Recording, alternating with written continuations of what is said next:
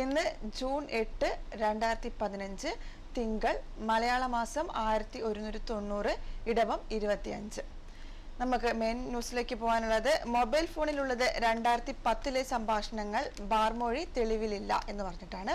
തിരുവനന്തപുരം മന്ത്രി K M മാണിക്ക് കോഴ നൽകിയെന്നും ഈ കേസ് ഇല്ലാതാക്കാൻ ചിലർ സഹായം തേടിയെന്നും മറ്റും ആരോപിച്ച ബാർ ഉടമ ബിജു രമേശ് ഇതിനു തെളിവെന്ന നിലയ്ക്ക് കോടതിയിൽ ഹാജരാക്കിയ മൊബൈൽ ഹാൻഡ്സെറ്റിലെ വിശദാംശവും സിഡിയിലെ സംഭാഷണവും രഹസ്യമൊഴിയുമായി പൊരുത്തപ്പെടുന്നില്ലെന്ന് ഫോറൻസിക് സയൻസ് ലാബ് റിപ്പോർട്ട്.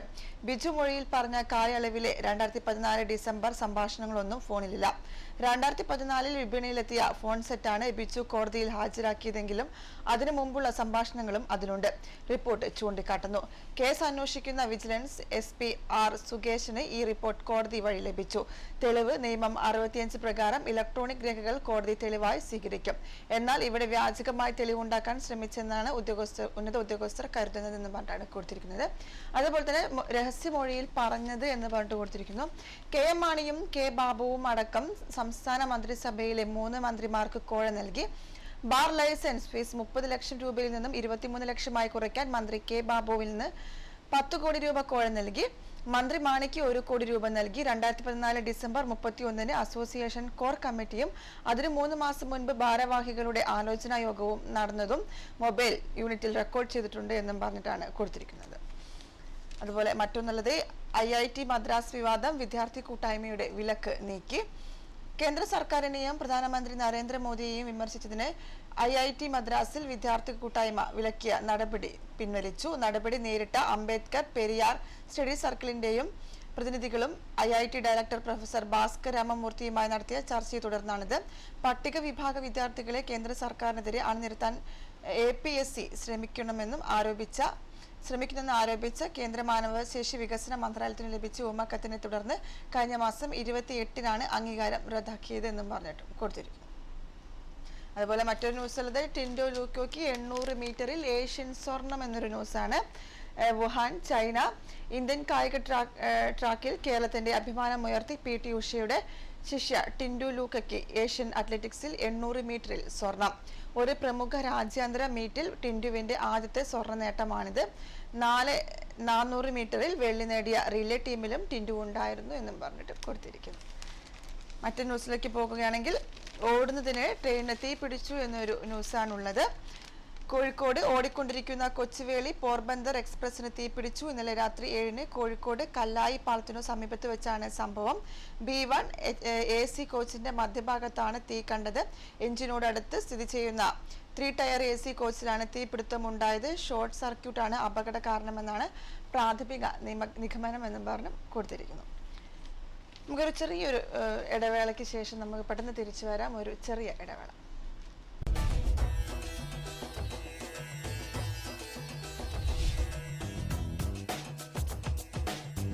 നിങ്ങൾ അസ്വസ്ഥരാണോ? മാനസിക സമ്മർദ്ദം അനുഭവിക്കുന്നുണ്ടോ? ചുറ്റുപാടുകളെ അതിജീവിക്കാൻ ബുദ്ധിമുട്ടുന്നുണ്ടോ? ഭയവും ആശങ്കകളുമാണോ നിങ്ങളെ അലട്ടുന്നത്? മനഃശാസ്ത്രപരമായ വിഷയങ്ങൾ നമുക്ക് നേരിട്ട് ചർച്ച ചെയ്യാം. The mind guide.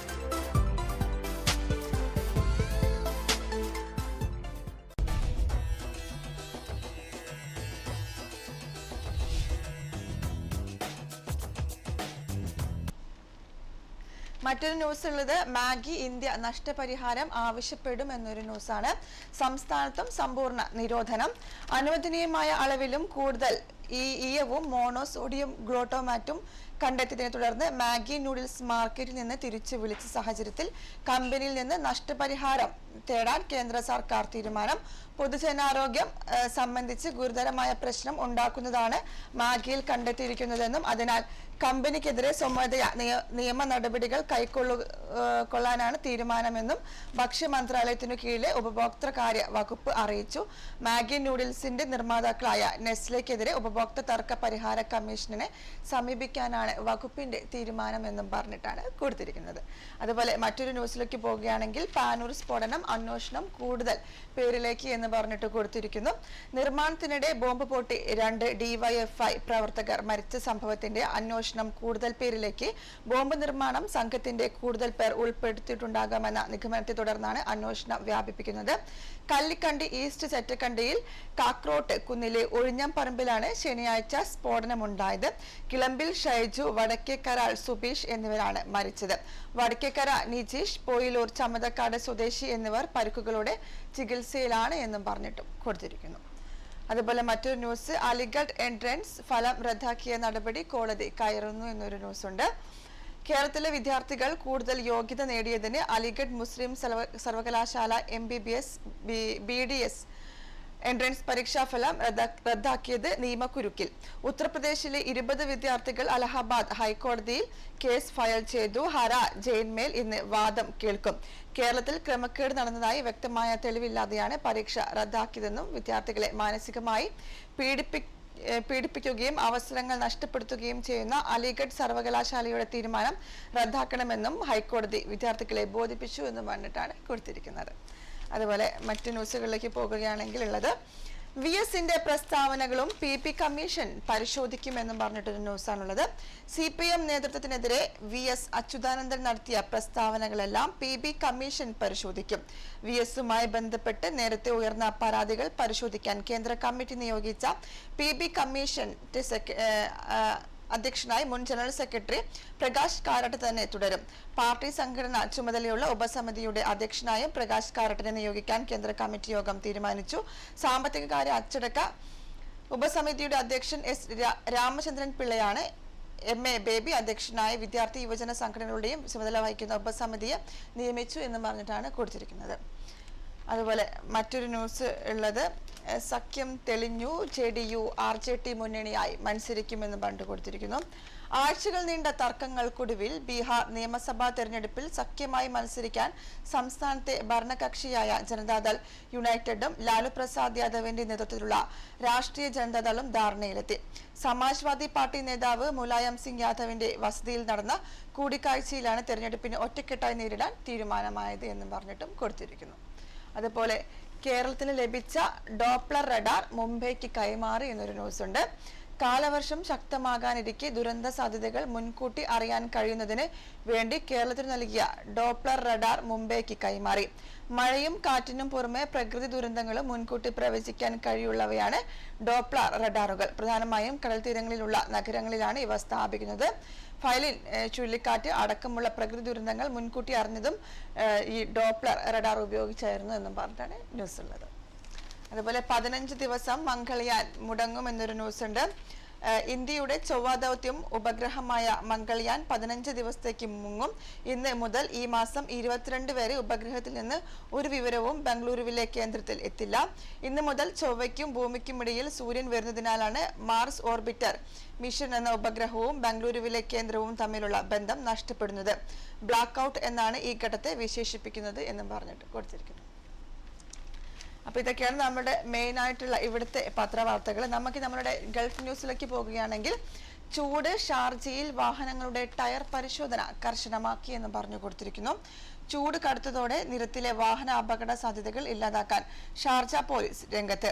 ബോധവൽക്കരണവും ടയർ പരിശോധനയും വ്യാപകമാക്കിയിരിക്കുകയാണ് ഷാർജ പോലീസ്. പ്രത്യേക പരിശീലനം ലഭിച്ച ഉദ്യോഗസ്ഥർ പരിശോധനയ്ക്ക് നേതൃത്വം നൽകുന്നു. നിയമലംഘനം കണ്ടെത്തുന്ന വാഹനങ്ങൾക്കെതിരെ പിഴ ഉൾപ്പെടെയുള്ള നടപടികളും സ്വീകരിക്കുന്നു എന്നും പറഞ്ഞ് കൊടുത്തിരിക്കുന്നു. അതുപോലെ സ്വകാര്യ വിമാനങ്ങൾ പണം കൊയ്യുന്നു, എയർ ഇന്ത്യ നോക്കുകുത്തി എന്നും പറഞ്ഞു കൊടുത്തിരിക്കുന്നു.